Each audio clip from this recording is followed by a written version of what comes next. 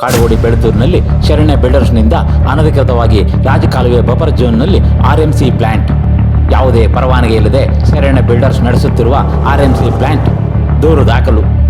ಹೌದು, ಕಾಡುಗೋಡಿ ಬೆಳತೂರಿನಲ್ಲಿ ಶರಣ್ಯ ಬಿಲ್ಡರ್ಸ್ನವರು ಅನಧಿಕೃತವಾಗಿ ಬೃಹತ್ ರಾಜಕಾಲುವೆ ಜಾಗವನ್ನು ಕಬಳಿಸಿಕೊಂಡು ಬಫರ್ ಝೋನ್ನಲ್ಲಿ ಕಾಂಕ್ರೀಟ್ ಮಿಕ್ಸಿಂಗ್ ಮಾಡುವ ಆರ್ಎಂಸಿ ಪ್ಲಾಂಟ್ ನಡೆಸುತ್ತಿದೆ. ಇದರಿಂದಾಗಿ ಸ್ಥಳೀಯ ನಿವಾಸಿಗಳಿಗೆ ಹಾಗೂ ರಾಜಕಾಲುವೆ ಪರಿಸರಕ್ಕೆ ತುಂಬ ತೊಂದರೆ ಉಂಟಾಗುತ್ತಿದೆ. ಆರ್ಎಂಸಿ ಪ್ಲಾಂಟ್ನಿಂದ ದಿನವೂ ದ್ರವರೂಪದ ರಾಸಾಯನಿಕ ತ್ಯಾಜ್ಯ ಹರಿದು ಬರುತ್ತಿದೆ. ಹಾಗೆ ಹರಿದು ಬರುವ ತ್ಯಾಜ್ಯವನ್ನು ರಾಜಾರೋಷವಾಗಿ ಬೃಹತ್ ರಾಜಕಾಲುವೆಗೆ ಹರಿಬಿಡಲಾಗಿದೆ. ಇದೋ ನೋಡಿ ರಾಜಕಾಲುವೆಯನ್ನು ಸೇರುತ್ತಿರುವ ರಾಸಾಯನಿಕ ತ್ಯಾಜ್ಯ.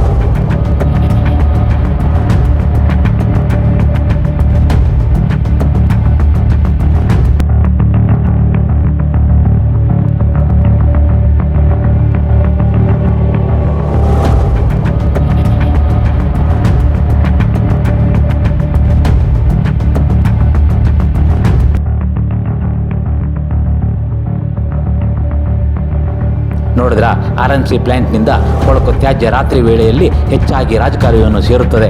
ಅಲ್ಲದೆ ರಾತ್ರಿ ವೇಳೆಯಲ್ಲಿ ಆರ್ಎಂಸಿ ಪ್ಲಾಂಟ್ನಿಂದ ಸಿಮೆಂಟ್ನೊಂದಿಗೆ ಕೆಮಿಕಲ್ ಮಿಕ್ಸಿಂಗ್ ಮಾಡೋದರಿಂದ ಕೆಟ್ಟ ದುರ್ನಾತ ಹೊರಬರುತ್ತಿದೆ. ಇದರಿಂದಾಗಿ ಸುತ್ತಮುತ್ತಲಿನ ನಿವಾಸಿಗಳಿಗೆ ರಾತ್ರಿ ವೇಳೆಯಲ್ಲಿ ನೆಮ್ಮದಿಯಿಂದ ಉಸಿರಾಡಿಕೊಂಡು ನಿದ್ದೆ ಮಾಡಲು ಆಗದಂತಹ ಪರಿಸ್ಥಿತಿ ನಿರ್ಮಾಣವಾಗಿದೆ.